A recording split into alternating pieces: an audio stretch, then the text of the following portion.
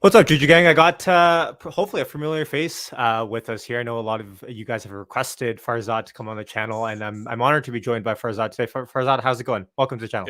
It's growing, man. It's going great, man. Thank you so much for having me. I'm excited to be here to talk with the Juju gang, man. I don't have any Juju with me because we just came back from Arizona. They didn't get a chance to go to a grocery It's store. okay. I'll spot But you. I'll all spot right, you. thank you, thank you. I was gonna say you can have it for the both of us. How was your trip to Arizona? Oh man, it was beautiful. We went to so we saw Phoenix and Sedona mostly. Actually, I took some footage and I was editing it today. Actually, I think the export's done now. Yeah, it just finished. So I'm looking to share that with my subscribers, and I've been getting requests of sharing my travels and all that stuff. So I made sure to bring a GoPro with me, and it Love was it. gorgeous. Everybody should go check it out if you haven't had a chance to check out. Especially Sedona is like Mm, insanely gorgeous. So yeah, I would highly recommend it if you like hiking. Great place, great food. Yeah, it was yeah. awesome. It was awesome. Sedona's on the list for me. When we went to Phoenix, I wasn't of age to be able to rent a car yet, so it was it Mm, was it was tough to like want to Uber 4 hours up north mm, to get to Sedona. But yeah, it's on the list next time I visit Arizona. So heck yeah. awesome. So, well, if you guys aren't familiar, Farzad has an awesome YouTube channel talking about Tesla, all things kind of fundamental related engineering service. He's a former employee of Tesla. Do you want to give folks just a little bit of background on you, kind of your past, your YouTube channel, and the success that you've had there? Yeah, sure, absolutely. I worked at Tesla for 4 years from what was it, July 2017 through September 2021. I was on the service side, so I started as an analyst, but really my capacity was around project management, program manager type things, where essentially I had a team and we worked together to find opportunities in the service supply chain side of the business, and we built out a bunch of processes and just analytics and dashboards and different suites to use to gauge how the business is performing from that side of the business. So did that for 4 years. Before that, I was at the largest pet food distributor in the United States called Phillips Pet Food and Supplies. There, I was a director of business intelligence and pricing. So a lot of Mm, my background is analytics, strategy, and that's sort of where Tesla became a perfect fit for me because I was such a huge fan of the company since my first investment in Tesla was in December 5th, 2012. So that's the Oh first time wow. I'm like 10 years invested into the company. So having been part of the company while being an investor as well was a huge treat for me, and a huge fan of the company and everything like that. But yeah, it's just been a really cool journey. And then September 2021, I decided to leave the company to sort of pursue my passions. The great thing that has happened since being invested for so long and having worked there is that it gave us, my wife and I, financial freedom and to really pursue what we want to go after. And having worked at Tesla for 4 years, I Mm, learned so much, and it was such an insanely great experience. But we don't have kids, and we're like, okay, so do we take this time now to really see what life has in store for us? And so mm. we're going on that journey now, and we feel very blessed and grateful to be able to do that. So yeah, and now I started a YouTube channel to kind of figure out what the hell I was doing with my time because I got bored like 5 weeks in. I'm like, oh my god, I'm losing my mind. I don't know what the hell I'm supposed to be doing. And then I saw that folks were still very interested in the Tesla story, and I made a video that kind of shared my time at Tesla, and people were like, "Oh my god, more!" And I'm like, "Okay, all right, I guess more." So, and it's That's been really awesome. fun. So, I love doing this. So, but yeah, that's basically the short of it. That's very cool. And it's by the way, I see folks throwing in where they're tuning in from in the chat. Feel free to do that. City, state, country, whatever you guys feel comfortable sharing. But for that, I'd love to kind of get context on the inside. Yeah. Obviously, Tesla stock price has appreciated substantially, especially in the last what five years since you've or how long were you at Tesla for? For Four for years. 4 years, yes. 4 years. July 2017 is when it's like right when the Model 3 was ramping. Is Oh, basically when okay. I joined. Yeah. Oh, okay, perfect. So, how much of that price appreciation do you think kind of is a tailwind to Tesla to keep and retain some of these employees that probably are sitting on a lot of money in Tesla stock or options? Has that, in your experience, been something of a deterrent for Tesla? The deterrent being the fast appreciation of the stock price. So from my end, everyone that I've talked to that I'm close to, that is still that I've been working with since I left the company, is still at the company. So I Mm, think for okay. me, what's very interesting is it depends what the person wants to achieve in their life, right? People aren't that, especially if you've been at the company for say more than I don't know, probably 3 or 4 years, and you were smart enough to keep the shares at that time, you're Mm, probably sitting on quite a bit of cash. I'm not going to say everyone's a millionaire. I'm not going to say that, but people are right. definitely, and that's one thing I saw as the stock price started going up was that people's standard of living really appreciated, and people were able to buy homes. People were able to afford bills much easier, go on Mm. trips. It was like a transformation of, and you also have to keep in mind that where I worked was in a warehouse environment. And so there we had a lot of material handlers, folks that would typically get paid hourly, like at an Yeah. Amazon. But working at Tesla, you have access to that incredible stock. You have the ability to really build wealth. And so we started seeing folks that maybe in another part of the economy and different businesses, maybe they're just getting paid enough to survive. Now Mhm. they're having wealth and they're able to buy homes and everything. But the overarching thing that I saw is that people love working there, and they Mm. really feel very strongly about the mission. And that, even though I'm an example of somebody that decided to make the move because of the financial sort of stability that I got. Obviously, having worked at Tesla, part of that was that my pay and the Yeah. stocks that I got through the company. But I've also been invested since 2012, and we have real estate as Right. well. So there's other things that we've worked in the background that enabled us to get here. So yeah, everyone that I know is still there. So, Right. and they love it. And yeah, I don't think it's really going to be much of a risk, to be honest, long term. Okay. Twofold. One is because the people that work there are just a special breed of people. From what I've seen, is they're just very unique and they're very mission driven. And then on the flip side, you think about the Earth's population is 8 billion people, and Yeah. Tesla employs 100 and some odd thousand people. Most of Tesla's employees haven't worked at Tesla yet. And so I think that's how I like to think about it. And thinking about Tesla's price appreciation in the long term, I think it's still going to attract a lot of talent. So yeah, Right. I think if anything, it's going to continue to be a very positive thing for the company in the future, especially as Tesla Bot gets released and all those things. So it's very, very exciting. It's a very exciting Mm. time for the company. I have Tesla Bot as one of our cards to talk about later on. That's Heck yeah. awesome. It's yeah. From an outsider, I would think, okay, well, obviously, there's going to be folks that retaining talent during these times probably is hard, but that's awesome to hear. It's not. What I almost think is like people talk about like the PayPal mafia, right? Like people that worked Mm, at PayPal and like branched out, and Elon obviously being one of them. mm, It almost kind of feels like we're seeing that with poaching happening at top level leadership and management out of Tesla mm. to companies like Rivian or Lucid. How is that viewed internally with the employees when you see top level management like that go to a competitor? Is it usually like, hey, good for you, awesome, or is it kind of betrayal? Is it usually people that, or do people not really care? I mean, these guys are multimillionaires sitting at the top of the food chain. Yeah, it's not really viewed in any negative manner. And it's mostly because I think the employees there have a lot of faith in Elon as a leader. And they're Mm, also, a lot of their experience is from their immediate circle, whoever they're working with on a day to day basis. And so I don't really think it's viewed like whenever it happened, when I thought about it, I'm like, okay, somebody found a better opportunity, or Tesla really burnt them out and they found something else that's a little bit, it's a little bit better fitted to their skill set, right? So mm, for me, I don't really think it was much of a topic of discussion, especially if you look at Tesla's management now, their executive group, especially, like AI Day and Battery Day, they're deep.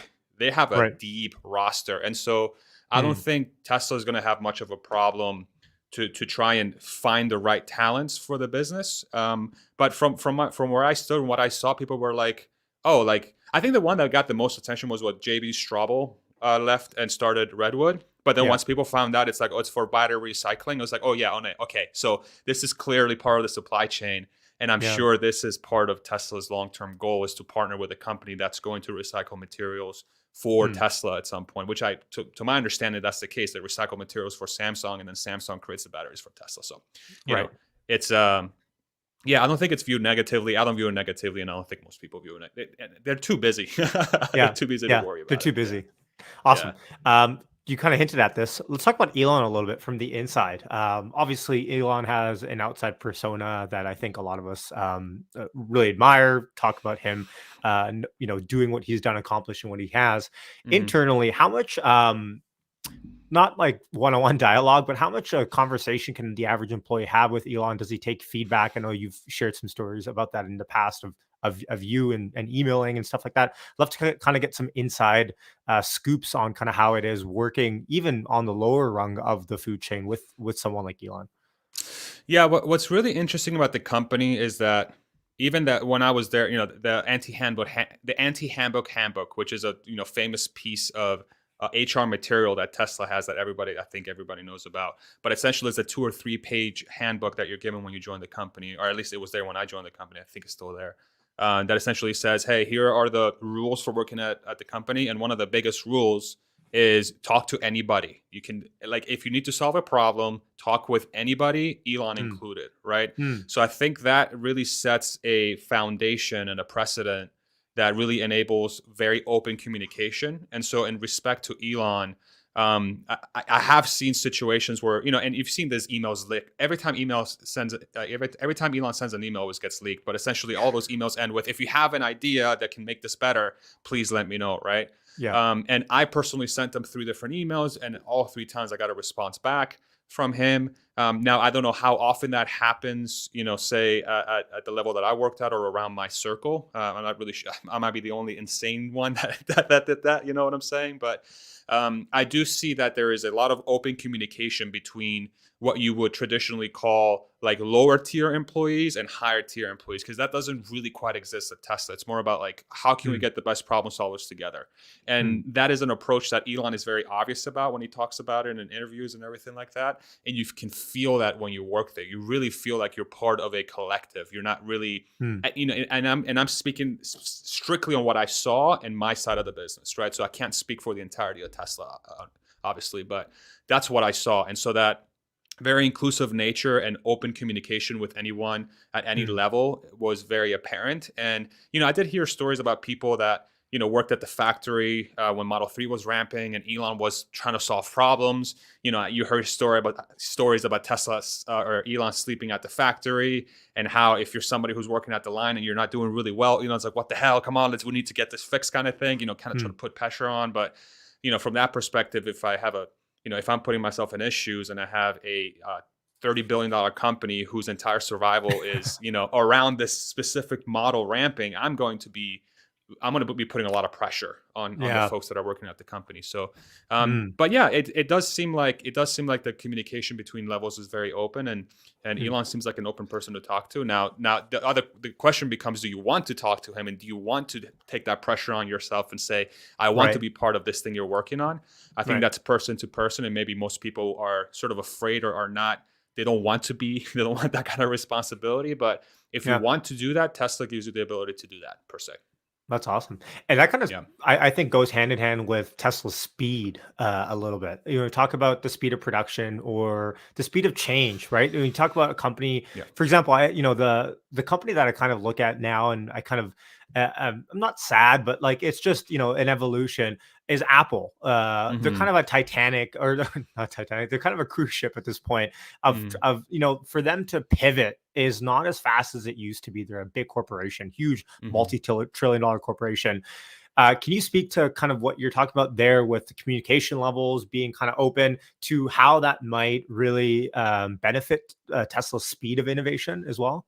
Yeah, for sure. That is 100% a huge contributing factor to Tesla's ability to move fast. So speed comes from my experience. Speed comes from how fast different people that are responsible for the same thing in different groups come together and solve the problem. Right. Mm, So okay. traditionally, when you have a company, you'll have you hear the siloed approach, right? You have a department here that's in charge of this, you got this logistics company here that's in charge of logistics, and then you got distribution, charge of distribution, then you got manufacturing, blah blah blah.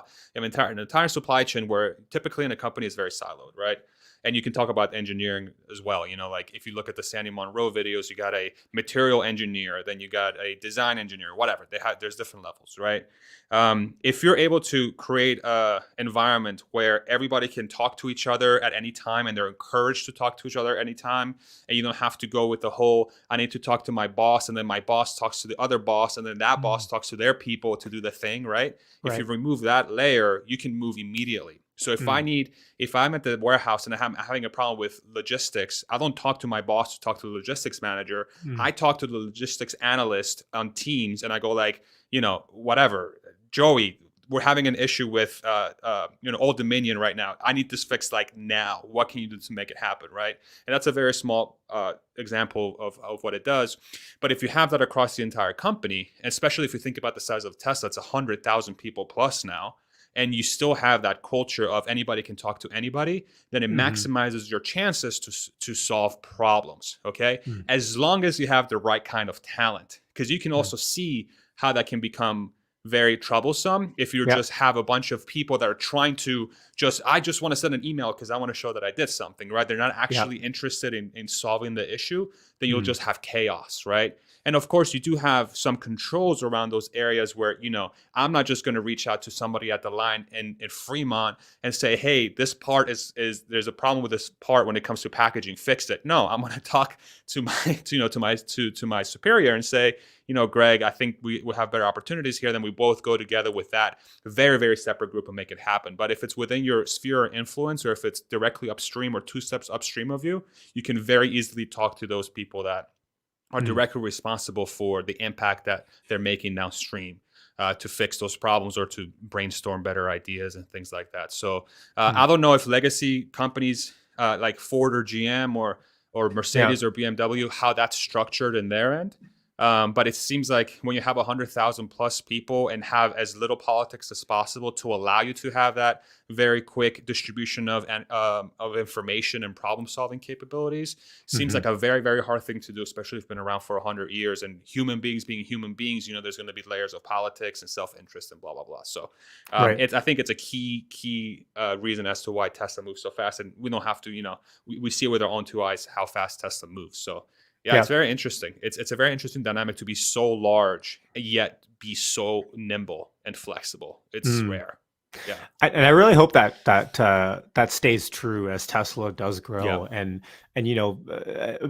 of course, it's not going to stay to the degree it may have been a couple of years ago, even with this the amount of staff that Tesla is hiring now. But I think with Elon at the helm, you kind of have the ability to in business, pivoting is crucial, and to be able to just drop everything that you're doing and sunk cost fallacy aside and be like, this isn't working, we got to switch, right? Yeah. And having Elon there is awesome. So I mean, that, and I'd love to, you kind of hinted at Ford and GM a little bit, and you have some awesome videos about them as well. Who do you think survives the EV, and I'm talking ICE specific to Yeah. EV? Who do you think survives with legacy and hopefully thrives? Because we want to see EVs proliferate faster than they are right now. Yeah, I mean that's the $1 million question, right? I think the biggest thing. So there is a video specifically that I did about sort of Ford and GM and sort of their current standing from a financial perspective and all that stuff. But I think the ones that survive have to be the ones that are willing to essentially go for broke now, right? Are the ones that are not just talking about, but also actually actioning the fact that they're going for broke, and they Hmm. know ICE is going to be obsolete in the next, I mean, you can make an argument that's already obsolete, but say in the next 5 to 10 years, Yep. that they're putting all their eggs in one basket and they're saying, okay, we need to go to EV because if we don't, we're going to die, right? Yep. So the only ones that I've seen from legacy auto that seem to be the most serious is like a company like Volkswagen, for example. I Yeah. think I actually like Dees a lot. I think the fact that Okay. there was a video of him where he brought Elon Musk to his leadership meeting, and then he was Hmm. talking to essentially the entire leadership crew of Volkswagen. I think that shows a tremendous amount of leadership, and leadership is really the first thing that you need to make that legacy, that transition away, right? So these, I think, what Volkswagen is doing is a great thing. Ford seems like they're starting to move that direction as well. With especially with Jim Farley coming out and admitting that they're behind Tesla. Again, that's a leadership move, saying like, "Hey, I'm publicly telling everybody this is for the Ford employees, right? This is not really a message for the customers. This is really a message to the Ford employees, where the Hmm. CEO is coming out and saying to the public, we are not good enough. We have to get Hmm. better." Especially with our American competitor who just started 20 years ago, this is meant to light a fire under Ford's employees' asses, right? Hmm. So the fact that that's happening, that's also a great thing. But Hmm. then there's a completely separate question that says, okay, so those two companies are heading towards that direction, but then execution is an entirely different story, right? Yeah. So like now they have to execute. Now they have to build a supply chain. Now they have to build the battery plants. Now they have to write the right suppliers. Now they have to get the right talent in house. They have to get the cost down. They have to get the distribution model right. They have to get the product right. They have to get the marketing right. So Yep. there's so many different variables that now they have to work on. And given that a company like Ford, for example, has so many tens of billions, if not hundreds of billions of dollars in debt, Yeah. um, it becomes really difficult to really see how, unless they completely restructure their company and figure out how to sort of separate and have their own brand new entity and saying, hey, this is now our EV company. We're no longer, and which is Ford's kind of looking to do by separating the two things out. It Yeah. becomes extremely difficult. So like GM, I don't see surviving. BMW, I don't see surviving. Mercedes, I don't see surviving. Really, in my head, for me, it's like it's Volkswagen and Ford have the best chances, Hmm. but like leadership and deciding that you're behind and you're going to have to change Yeah. is like the start. But then the really difficult part is building out the supply chain, building out the manufacturing expertise, getting your costs down so you're cost competitive.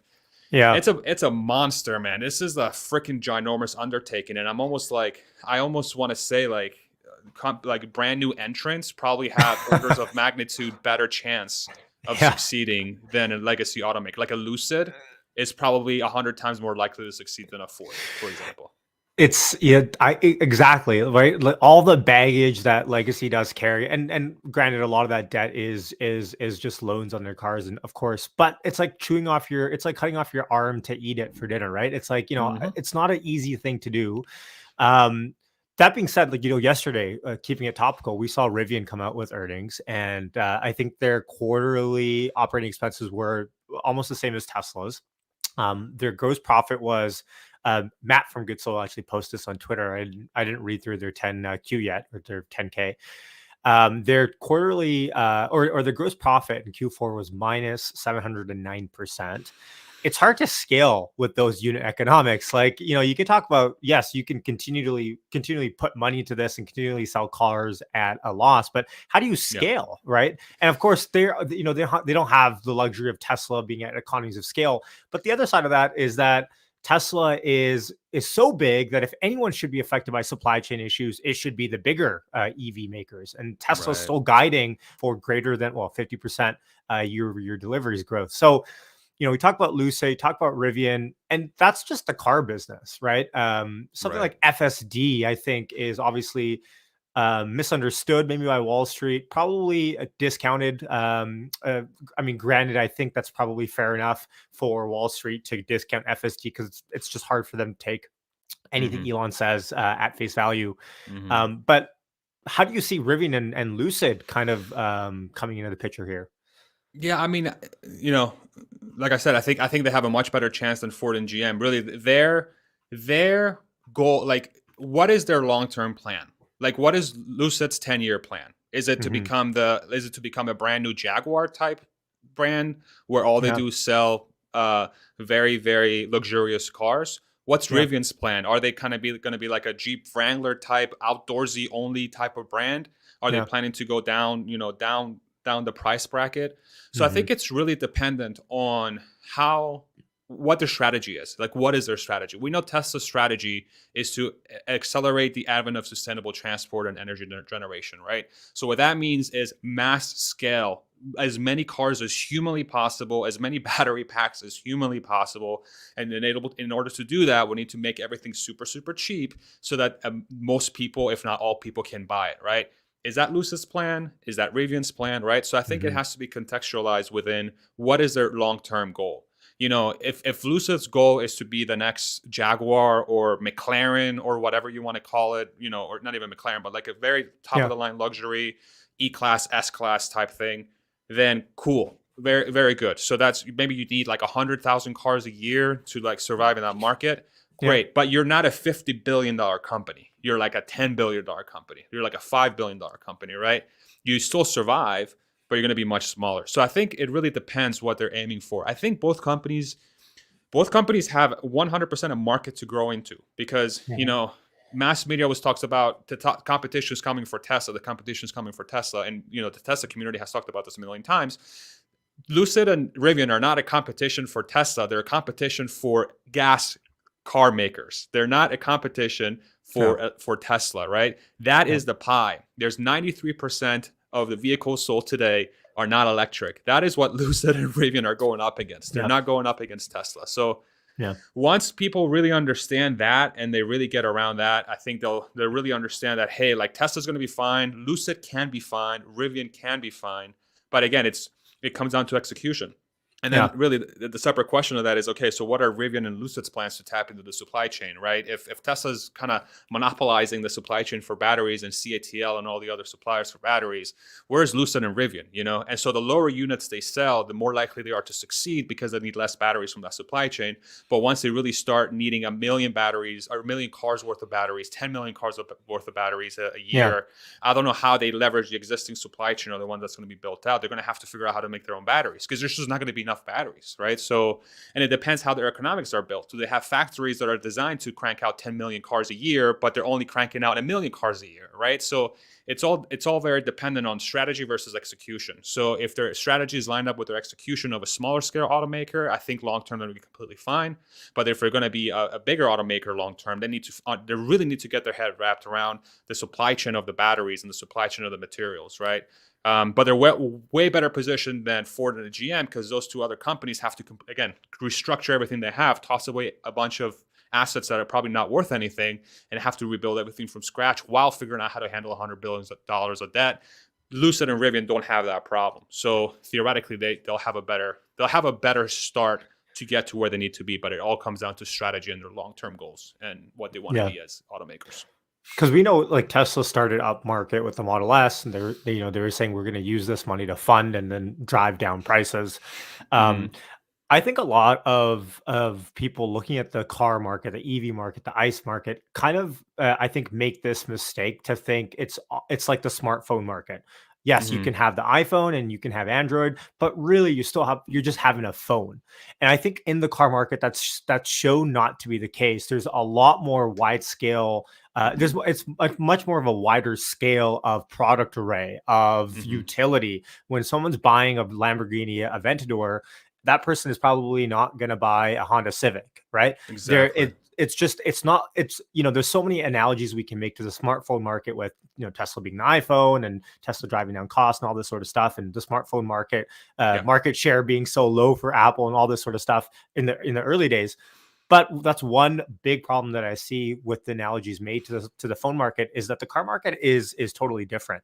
it And is. you hit on a great point. Lucid and Rivian can succeed in their own right, and hopefully they do, but they'd still be niche players. Tesla's the only mass market player, or even the one like publicly saying so, right? I think Rawlson from Lucid had said they want to make by 2025 or 2026, I think 100,000 cars. Someone correct me in the comments if I'm wrong there, but that's not mass market, and that's Mm. also 4 or 5 years away still. Yeah, So it's not a $50 billion company. That's where I think that's where people have to like get their head wrapped around, like based on current valuations. Like you can't just say Lucid is a Tesla competitor. What is their strategy, and how does the strategy land up with how much value they're going to create from an earnings perspective, right? Sorry to cut you off, but like that, I no, just yeah. can't believe that disconnect is so odd to me. Like Hmm. I made a tweet before I left for Arizona. I'm like, the car market is 100% in a bubble, like right now, like 100%, in my opinion, it's in the bubble. Like gas Hmm. cars and every other EV car maker not named Tesla, right? Because the gas cars are going down to basically zero in the next 10 years. And you got Rivian and Lucid getting evaluations that are trying to mirror what Tesla's goal was to be a mass market vehicle maker. But how the hell are those companies going to become mass market, right? And I'm not a financial expert. I'm not anything, but I'm just trying to I try to reason by looking at it very simply and very holistically. And if there's things that are not jiving, like my Hmm. bells start to go off. And that's where my bells are going off for Rivian and Lucid. Now, that Hmm. doesn't mean they're going to fail, but I just don't understand how the market's current valuation lines up with their long term strategy. But sorry to cut you off. Hmm. No, that's It's that's a just great eating point. away That's at that's I yeah. mean, the way I look at that is like why the market cap is so high is because there's so few options for investors, so few options Mm, for big money. When you're talking about if you're a Wall Street investor and you want to invest in the EV landscape, I mm, mean, what options do you have? You have mm, Tesla, which is like, it's already very it's very controversial if you're a big money manager already. mm, What else do you have? You have Lucid, you have Rivian, maybe you have Neo, but maybe you don't want to touch it because it's Chinese stock and there's some risk there. mm, You got Xpeng, same story. I mean, they are expanding to Europe, I think. But mm. I mean, you have a small bucket of options. So when I look at the valuation, though I agree with you, I don't necessarily think it'll pop anytime soon. I don't, and maybe they grow into that valuation, but just with so few options on the table, Got it. I kind of think it makes sense that big money has to go somewhere, and they're not just going to diversify into one stock. They're not just going Yeah. to be like, oh, Tesla's our only play. So I think what they do is, and I think there's also a degree of they don't want to miss the next Tesla. They were wrong on Mm, Tesla, and they see these 40, $50 billion companies, and they go, well, we didn't invest in Tesla when it was this small, and we had all these mm, arguments. We don't want to miss the next one. And so mm, maybe you have some sort of degree of that sort of bias as well in it, maybe. mm, Okay, that's interesting. So then, why not just invest in Tesla, knowing they're going to go to 200 million cars in the next like 8 years? Is that? I I mean, guess they're not sold on the story still. I don't know. well, I It's mean, weird.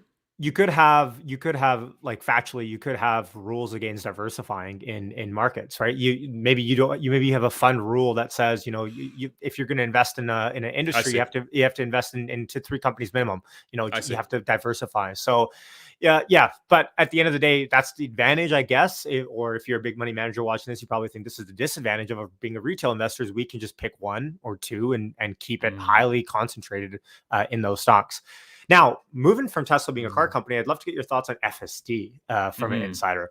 I would argue that FSD um, is probably not priced in very much right now. That's not to say if FSD was canceled tomorrow, the stock wouldn't go down. I just don't think it's priced in, yeah. considering the upside. I'd love to get your thoughts on FSD timeline. Where do you think it's going? Do you have it? Do you have beta? Thoughts on that? Yeah, for sure. I agree with you that again, in my opinion, it's not priced in because if it was, then anyway, we can talk about that later. But I think I'm aligned with how Elon describes it as one of the biggest step changes in value from an asset perspective the history has ever seen. And that kind of makes sense because if you're going from a depreciating asset that's sitting in your driveway to something that basically 5x's overnight once the software is released, there's a lot of value in that, right?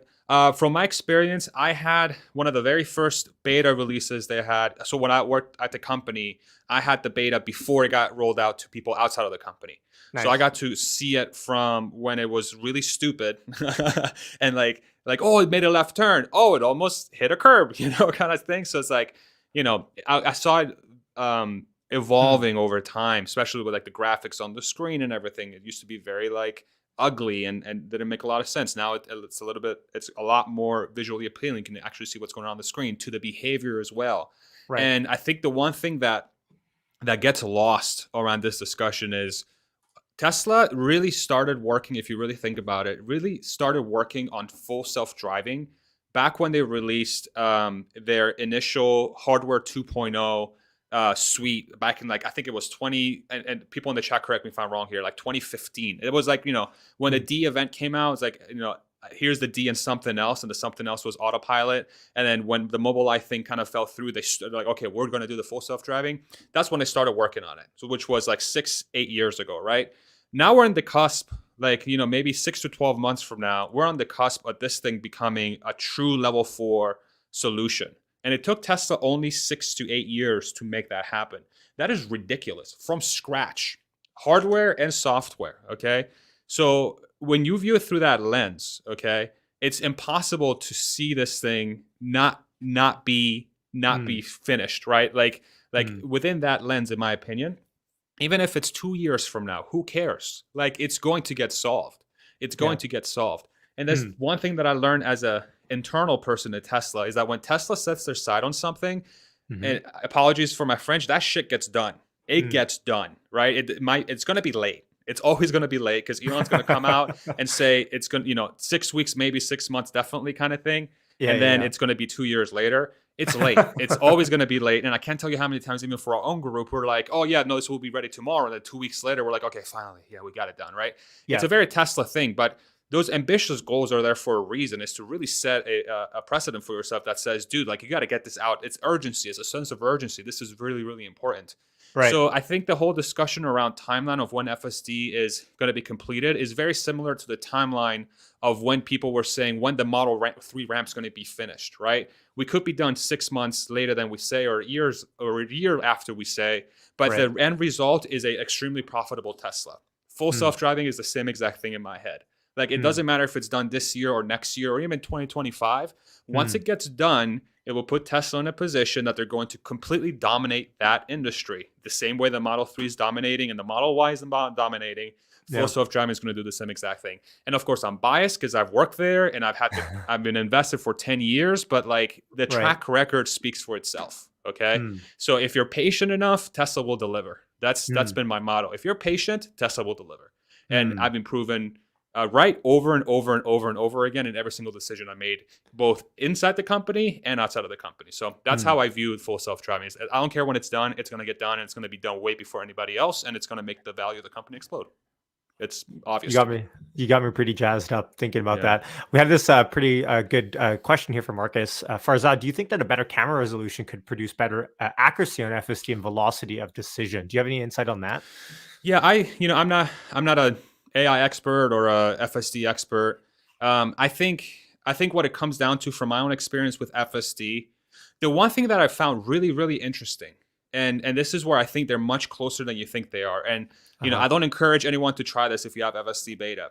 But Right. and I try this myself. Is like when you're doing something in FSD and it's the car is kind of hairy and doesn't really know what to do. Once you Uh-huh. hit the accelerator and you tell the car to go, Yeah. it completes that maneuver perfectly. So that a lot of the hesitancy appears to be from the fact that the car is not really sure if it should accelerate or not accelerate in specific positions. So Okay. under that scenario, I don't think resolution has anything to do with what full self driving needs to do. But again, I wouldn't know. One would make a statement that could say, hey, if you have more pixels that identify what's going on in front of you, you have more information to make a better decision. I could see that.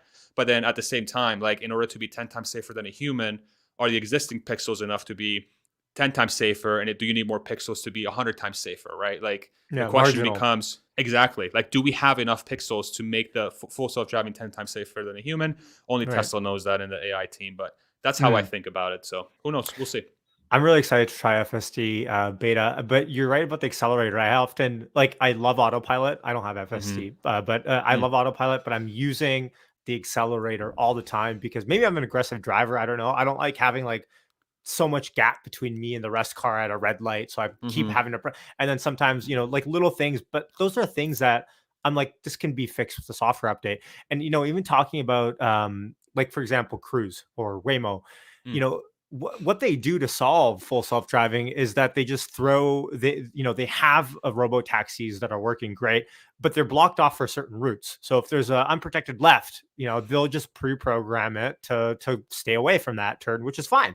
And then so it can go around and then it can take the long way there that it has a high degree of confidence in. Right. Teslas are basically saying we don't care where we go. We're just going to go back alley, unprotected left. If you Chuck has an awesome YouTube channel that kind of shows unprotected lefts a lot. I watch his channel a lot, Mm. and it's just he forces Teslas to go through these kind of tough. It's like stress testing to a degree, right? Mm. Um, and so when I look at FSD and I see the progress that's happening, I would be less bullish if Tesla beta wasn't expanding to the degree that it is. Number one, safety scores weren't out. If you look at the animations on the cars, those weren't out, and then now they're shipping to different countries. Like Canada just got FSD beta, so Yeah. it's I think a little bit different in the context when Elon says that FSD is going to be done this year. This year when he says it, than when Mm-hmm. he's been saying it for the last. And I've always thought that Elon likes to say these things publicly to push his team.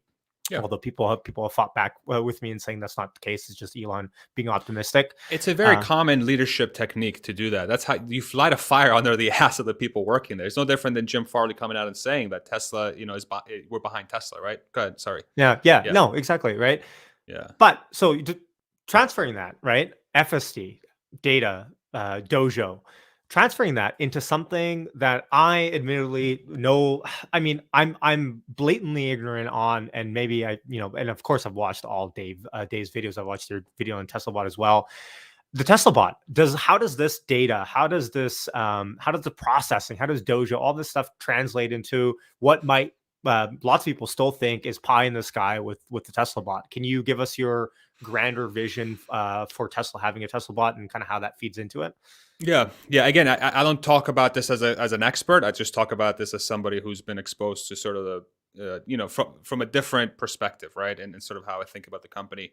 So Hmm. what Tesla is extremely good at is to use existing products or existing things that they're working on as a foundation for the next thing they're going to be working on, right? Okay. And Tesla has done that great. So you think about the Model 3, how that became an incredible sort of platform for the Model Y and the profitability there, right? A lot of things that I saw internally was that we were always trying to build foundations that were great for the future that we can keep reusing. We don't have to rebuild a foundation often. We'd have like this very important thing that we're building, and it's going to be something that's going to be very usable for us in the future. So Right. from a Tesla bot perspective, if you're already building all the computing power and you're already building all the hardware and you're building the sort of the neural nets that could be used to solve the bot problem, okay? Mm-hmm. Again, where my head goes is like, if Tesla's focused on it, it's going to get done. Okay. Mm. And with Elon coming out at the last quarterly earnings and saying that the bot is the most important product that Tesla's working on, Right. okay, what that tells me is priority one. This is Okay. priority one for the company. Tesla has its sights on it. Hmm. And if Tesla has its sights on it, they're going to get it done. They're going to Okay. 100% get it done. So I don't know how they're going to get it done. And I don't know sort of what are the mechanics are. Because if you really think about the bot versus a car, the FSD cars are learning because of user input, right? I'm turning the steering wheel, or I'm intervening when the car is doing something stupid and I'm going left instead of right. And the car's like, and the data is like, okay, cool, intervention, feed it to the neural network. Okay, here's what Hmm. the right behavior is. And then it learns, right? With a bot, I don't know how you teach a bot to hold a freaking power tool and screw something in, or go to the grocery store and pick up a bag and put something Yeah. in a bag, or clean a monitor, right? Yeah. So we're going to have to come up with solutions where the bot is able to learn through that exception monitoring, right? Like, where are the exceptions, or where are the movements that are going to correlate to a good action or a bad action, okay? And that could mean maybe a human has to build a camera, or have to wear cameras, and they have maybe fingers that are somehow haptic, and it tracks its movement around, and that's how it learns. I don't know how it's going to get done, but Right. what I Right. go back to is, if Tesla has its sights on it and Hmm. Tesla deems this as important, they're going to figure out how to get it done. So in a world where you can probably make an argument that there's going to be hundreds of millions of bots. And I know Elon and Lex talked about this at one of Lex Friedman podcasts, where Lex is like, is there going to be a world where there's going to be hundreds of millions of bots running around? And Elon's like, yeah.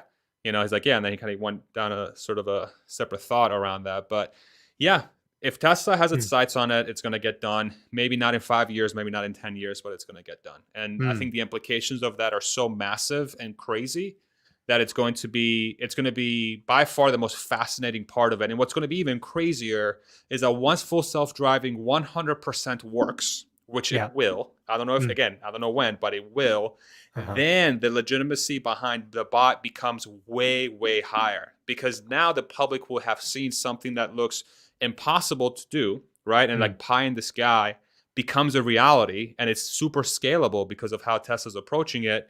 Mm. Then the conversation around the bot's going to change massively, in my opinion, because they're going to be like, well, they have robot cars, why can't they have robot humanoids, right? Right. And then Elon's going to come out and say it's the same cameras, it's the same hardware, Huh. all it needs is some actuators.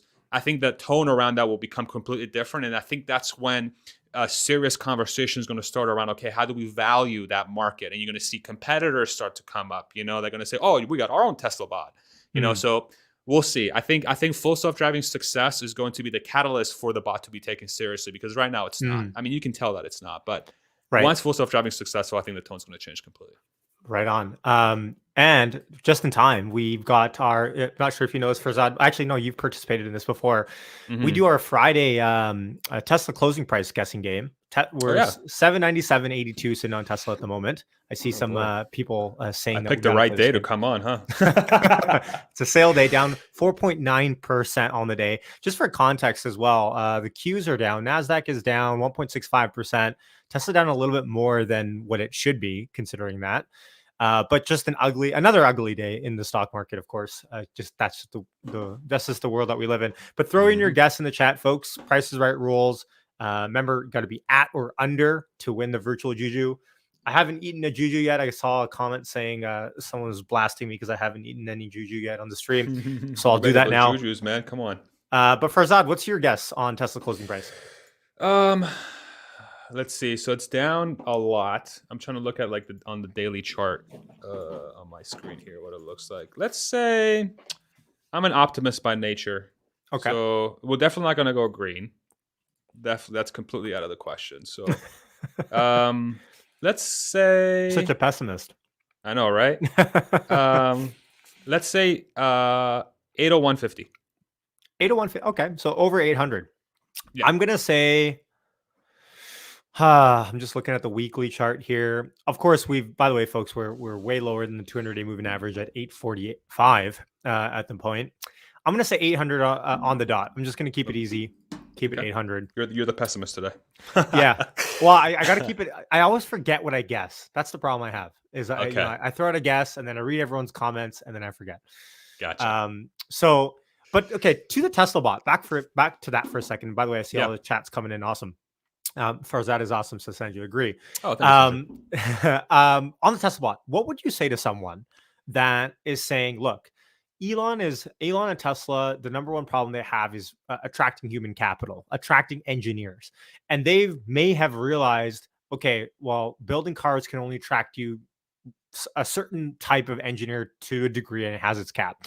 Attracting FSD people to come and solve full self-driving only attracts a certain type of engineering crowd.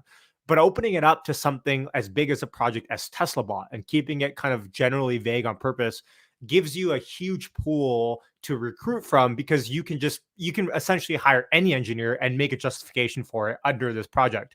What would you say to that person saying, it's not about the Tesla bot, it's about the ability to be able to attract all of the engineering that Tesla knows that it needs in the next 5 or 10 years? Because that's really the game, is who can attract the best people. And Tesla has done awesome up until this point, but for them to get to, from A to Z, and they're currently at K or something, they need to continually attract more engineering people. I mean, I think the statement that says that the Tesla bot is going to attract a lot of great engineers for the future is definitely correct. But Mm-hmm. I don't know if Tesla is doing that purely as a play to try and get more talent. I think Tesla is just extremely good at building really cool shit. And something like the bot is going to naturally attract an incredible amount of talent. And someone like an Elon, who's a visionary and is constantly looking at what the future is going to look like and trying to build that future, the Tesla bot to him and arguably to humanity is going to be a very important variable.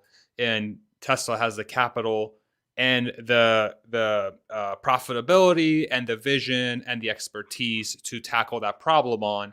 And now all they need to do is to bring on more talent to help them achieve that, right? So, and I think if Tesla wanted to refocus the talent internally to just work on bot without bringing on anybody new, they could 100% do that. It's just that they're working on Model Y, they're working on Cybertruck, they're working on building out factories, right? It's just a matter of like, there's just not enough people to tackle on these problems, right? So I think one feeds the other. I don't think it's purely a play to get talent. I think it's Okay. Tesla's just great at building really cool stuff, and they're seeing the future a certain way, and they need help to build it. And Tesla and Elon are extremely good at maximizing the things that they're working on to really serve multiple purposes, right? So they use their products as a hiring tool. They use their products as a marketing tool, the word of mouth, right? This is no different. They're just very innovative on how they get multiple solutions from one thing they're trying to achieve. And the bot is just a way to attract more talent. Great, Right. But at the same time, they're going to build it because they have to. In their eyes, they have to. So both things can be true. Exactly. Both things can be true. Okay, interesting. Yeah, I mean, the Tesla bot to me is like FSD is kind of like you said, the first stepping stone in that. I'm super excited for FSD. I think of course, I'm gonna have to try it firsthand and kind of see how it goes, and I feel like it's just gonna be trippy the first time the FSD beta comes up here. By the way, if anyone in Vancouver has FSD beta, give me a shout. I want to try it. Until they get FSD subscription. I'm just, by the way, just for context, I'm not very bullish on our government up here approving robotaxis anytime soon. We just got Uber 2 years ago. Like, it just got passed. No way. Yeah, we're unfortunately we're not like Texas with our regulation here. Like there's huge union power. So yeah, I was able Wow. to. So Uber and Lyft just came a couple years ago after like a decade of or however long of us begging for them to come. So Hmm. if robo taxis do come, I'm guessing Texas, Florida, these kind of states are going to be a little bit more um, liberal in allowing them to come. So Right. we'll kind of keep that where it is, but with FSD, that excites me. Robo taxis, especially so, because that just changes the game for so many different aspects of the economic model that is Tesla.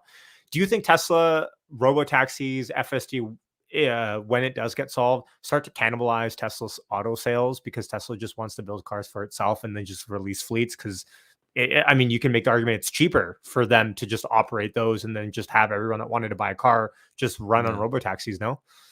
Yeah, I think there can definitely be a point made for that where Tesla is just going to become a single source of like supply, and then no one is going to be able to buy a car from Tesla. But I think that goes completely against their mission, right? Okay. So if their mission is to accelerate the advent of sustainable transport, in my mind, what they're going to do is they're going to sell a car to everybody that wants one. Plus, if they have a fleet of their own cars that can serve that purpose, great, right? Mm, Um, yeah, and that's a valid. I mean, and I've heard other people talk about it too. Like that's a valid thought that Tesla could just essentially own all of the entire fleet moving forward. But that doesn't line up with their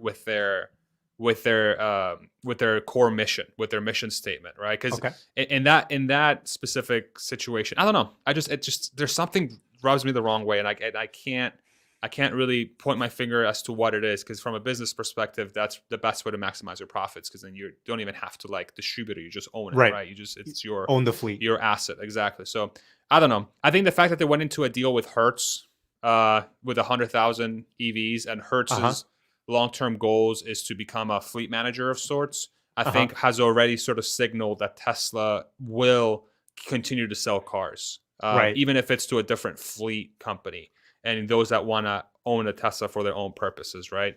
Gotcha. Maybe in 50 years, we could see something like that where fleets are just operative by a single entity, and sort of this, especially in the Western world and the United States, especially, people have a lot of attachment to their vehicles in a Yeah. way. Yeah. And so having something that you own, that you can customize, that you can make your own, that you can choose to add to the fleet, I think is going to be something that's going to be very attractive for the next at least 10 to 20 years. But Mm, who knows? Maybe long term, everything, you have like 5 fleet providers and no one else owns a car anymore. You know, right. so who knows? Who knows if that's going to be? But I think near term, as long as Elon's there, I think Tesla will continue to sell cars to everybody. Mm. I think it makes sense. I think people want their own cars to put their own junk in, and to have Exactly. them. It's like their house. It's like their house on Yeah, it's like an wheels extension almost. to their house. Yeah, exactly. Yeah, and that's a very North American thing, I think, is having that aspect of like having your truck and having stuff in there and whatever. But Hmm. yeah, no, it makes sense. What are your predictions on this year for volume? Do you have any? Do you think? I think the street's at 1.39 million Way vehicles higher than for. that. Yeah. Yeah. Do you have a breakdown of like prediction of volume for the fiscal year of 2022? Yeah, let me look at my model. I'm like constantly updating this thing. I think so. Right now, I have it at 1.66 Okay. million for the year. But honestly, I'm waiting for Q1 to come through, because my gut tells me that Tesla is probably going to be closer to 2 million. Only because if Wow. there's a company that's going to be well ahead of the supply chain challenges, it's going Hmm. to be a company like Tesla. And knowing where gas prices are going, and the fact that Gigafactory Berlin and Austin are basically making cars already, and they have the expertise to build those cars really quickly already and very profitably. I Hmm. think really the question becomes, how much does Tesla want to focus on cranking cars out this year? And if they really want to focus on that and say, forget Cybertruck, forget the other ones, let's just focus on selling as many cars as humanly possible this year, I think Tesla achieves 2 million. But it becomes a question of how likely that strategy is. And I think Q1 will give us a little bit of a clue. Let's say Hmm. if Q1 says I got to sit down and do the math, but say Q1 for some reason is like 350 and above, right? Uh-huh. I think that's the first indicator that says that okay, Tesla's really Okay. really trying to maximize how many units they sell this year. But I could be wrong. I Mm. could be wrong. But I have it at 1.66. Okay. I wouldn't be That's surprised if massive. it's higher. Yeah, I wouldn't be That's surprised if it's higher. at Yeah. one point. Let's round up. Let's say at 1.7. That's about $17 EPS for 2022. That's massive. I think the street's at not even at 11 or 11 something for EPS this Hmm. year, and all that does is just increase EPS estimates moving forward as well, Right. exponentially. So if that's true, yeah, that's interesting. I mean, 350. I think the biggest thing is chips, like Elon has said, finding chips. It's not even batteries anymore. But you're Yeah. right, Berlin had, I mean, I don't want to say they've been sitting on their hands, but they've really been restrained from going online for the last, what, 6 months now. So you got to imagine that when they obviously when they get they've already got approval, but when they pass their inspections, they're gonna go out flying. And same with Yep. Austin. Like Austin is already going at warp speed. Started 6 months after Berlin. They were Yep. ready before. Like, yeah, you got to imagine this is different than Shanghai. And Shanghai was super fast, but they started before, almost before they were ready to really start. Like they were just like, okay, we have it up, everything's good, start going. And so we saw a little bit of a slower ramp up. I mean, it's not slow by any imagination, but from approval moving forward, Right. right? Whereas Berlin, it's like they've just been sitting there, and they definitely wouldn't have been sitting on their hands internally in the factory. They're probably lining up things, doing whatever they need to hit the ground running, I think. Yeah. I agree. I agree. Yeah, I think, and the other part of it too is like I don't know what the Russia-Ukraine work's going to do from like a commodities perspective and how that impacts the materials that Tesla has to like procure to build their Mm, cars. I'm not as in depth in that, but let's saying that the outside factors to Tesla remain about the same, and Tesla can just continue to build momentum and really leverage its expertise to ramp production up and really tap its supply chain. yeah. Yeah, I think yeah, we'll see. Q1 will give us the first. If Q1 comes in at the same level as Q4, then they're Uh-huh. probably going to be closer to 1.5 or less. But Okay. if Q1 comes in and they're freaking like 350 plus, maybe, who knows what the number could be. The Uh-huh. shocking thing to me was in Q4, Elon very openly said that they're not going to go that hard. And they ended up like blowing everyone out of the water. So what Mm. can Tesla do if they try hard with two additional factories online? Yeah. Right? That's kind of where my head's going, and I'm curious to see. I'm curious to see what happens. I'm not sure if you also saw there was a note from Trip Chowdhury as well, who's on Wall Street. He's from Global Equities Research, and he Mm, put out a note last week. He's saying what he does. He goes to the factory like Fremont, and like it's funny. It's like almost you can imagine him like peeking through the fences and seeing what's happening. And he was in his note. It was quite awesome to hear because he said he's seeing way more plaids being shipped out, and so any sort of offset of gross margin, let's say lowered gross margin from Berlin or Austin because of recognizing expenses from new factories and just having fixed costs there, might actually just be offset by a lot of these plaid deliveries going out for the S and right, X, right? right. And Tesla really didn't focus on S and X last year, for a million reasons. But if this year they can add just marginally more S and X, that should increase the gross profit without the 4680s pretty Yeah, substantially. yeah. No, I agree 100%. I do think ultimately 2022 is a year of the Y though. I think Mm, Model Y's dominance in the auto industry is going to become very obvious. mm, I think it's going to set the stage to be the best selling car ever. Right? mm. It's an SUV. Yep. It's going into a market that's extremely popular right now. It's an EV in a time where gas prices are going up to all-time highs Yep. and the momentum towards EVs is at an all-time high. Yeah. So I think that's and I agree with you 100%. I think S and X from a profit perspective, it's going to be really it's going to add to the bottom line. It's going to offset a lot of the expenses incurred from Berlin and Texas. But like that shouldn't be the story. The story is like Mm, Tesla 2 million cars a year, Tesla 5 million cars a year, Tesla 10 million cars a year. yep. That's going to become the story in the next couple of years. And Mm, SNX will become a smaller story over time, but near term is going to be great. Like, yeah, if people are expecting big profit hits because of Berlin and Austin uh-huh. ramping up, to your point, they're going to be surprised because of Plaid and how efficient Tesla is at ramping those factories up. Right. And Yeah. of course, there's going to be accounting rules that might, on a gap basis affect that for the time being, Right. depreciation or whatever it might be. But the point Exactly. here, and I mean, you talk about even Europe. And by the way, we only got a minute here till close. Sure. You talk about Europe. Yeah, d now with Berlin coming online, I'm so happy for all the European Tesla buyers now that can enjoy lowered costs for their vehicles moving forward from Tesla because they don't have to Yes. be imported from Shanghai anymore. And they're Yes. local. I think, Germans, for example, love local built cars, right? Like Europe's really interesting because they really value like they value engineering prowess. They value quality, I think, a lot more than, let's say, North Americans just value cost. So Mm-hmm. I think brand is important. I know we've been through a lot with Giga Berlin and not being approved, being approved, not being approved, back and forth. But it's just such a long-term benefit for Tesla to have a factory in the heart of Germany. Yep. Yep. 100% agreed. 100% agreed. Yeah. And the again, the profitability that's going to come from having that localized production is going to be insane. Yeah. Tesla's already so good at being efficient about ramping up their production, and now they're doing it with all the expertise they have uh, by getting the production line and those production processes to be as efficient as possible. And they're going to do it in a market that's going to be localized, and they're going to do it Yep. with a product that already makes them a ton of money. So yeah, A it's lot. just the story is like it's just getting better. you Yeah. know, like the Yeah. story is getting better and stronger. And again, in an environment where interest rates are going up and cash is becoming more expensive, and then now you have a company that's going to be generating ridiculous amounts of cash in the coming years. Like, how Mhm. can this not be one of the best stories on the stock market for the next 2 to 3 years? It's like I don't know, but we'll Yeah, see. I think everyone's so, I mean, rightfully so, is so focused on making sure that everything sorts out with the Ukraine crisis and everything that's happening there. Yes, That for sure. to be honest, markets are secondary. Tesla is secondary to human life, and A to hundred percent. hopefully, cross my fingers, nothing nuclear happening. So makes sense. Hopefully this too shall pass and everything should get sorted through. In terms of our winner today, I've got a winner here pulled up. Let me just see. Tesla Uh Hype oh. has won 795.22 was his guess or her guess, and 795.35 was the closing price. So you won with Price is Right rules.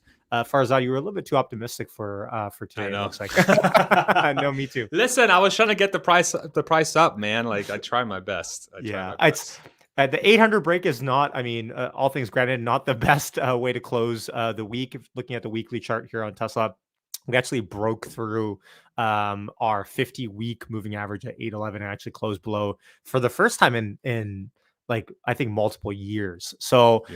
it's going Well. to be interesting to see, technically speaking, where we go from here. I mean, of course, it's interesting times nonetheless, considering the two new factories coming online. Unprecedented to say the least, but we'll see where it goes. You can't win them all, right? Yeah. Yeah. I mean, does this mean from a technical perspective? I mean, is there a chance that this is sort of like it bounces off of that level next week, or is it too macro dependent? Do you think? Well, just technically speaking, putting macro aside, and this market's so headline driven, you would have thought or you would have hoped that the bulls would have defended the 50-week moving average before Mm-hmm. closing. I mean, maybe after hours we rally back up, but I don't think we're going to rally back up and close over 808 is the 50-week moving average, right? So Mm-hmm. closing below that, just to me, at a technically speaking level, means that the bulls have kind of just disappeared for the time being and weren't able Mm. to defend that level. Whereas last week and the week before, you'll see we were way lower than the 50-week moving average, but we Mm. actually finished the week closing above. So Mm. something to take into consideration there. Of course, next week or this Sunday, Monday, hopefully, something comes out and Putin's like, yeah, I was an idiot and I don't know why I did all this and I'm backing Mm. out. And then, everything can change for the better, of course. But it just Mm. seems like money is off the table at the moment, especially on higher growth stuff. But Mm-hmm. again, like we talked about before we went live, still not as bad as some of the other growth stocks that have taken a huge hit Right. in the last little bit. So Right. Tesla has earnings to defend, right? Yeah. To defend its valuation, Yeah. whereas a couple years ago it probably didn't. So Got it. awesome! Thanks for joining us, Farzad. It was an awesome hour. You're welcome back anytime on the channel. Super fun to have you on, and on super awesome insights as well. Of course, yeah. Thank you for having me on. You're welcome anytime, Yashu. So if you want to stop by my channel, we can sit down for an interview if you'd like. I'd love to talk to you further. Yeah, man. I just really enjoy this discussion and hanging out here with the Juju gang. and Yes, sir. really having a good time. Yeah, man. Thank you for having me on. I had a blast. Like I said, you're welcome anytime on my channel as well. Would love to have you there, and so we can talk further about some of the topics. And I'm yeah, man, down. I had a blast. I had a Yeah, it was blast. awesome, and everyone tuning in, everyone commenting, liking, whatever you guys did. A lot of love for Farzad in the chat, and I love it. I love to see it. Have an awesome weekend, everyone. Happy Friday. Take care. And like I say, every Friday stream, put your phones away, put your technology away this weekend. Have some shutdown time if you can, if you're blessed enough to be able to do so, and recharge for next week because that's what we have to do every week is to make sure that we recharge our batteries, right? So take care, everyone. Stay happy, stay healthy. And Farzad, thanks again for tuning on. Catch you later. You got it, man. Thank you so much. Peace out, everybody.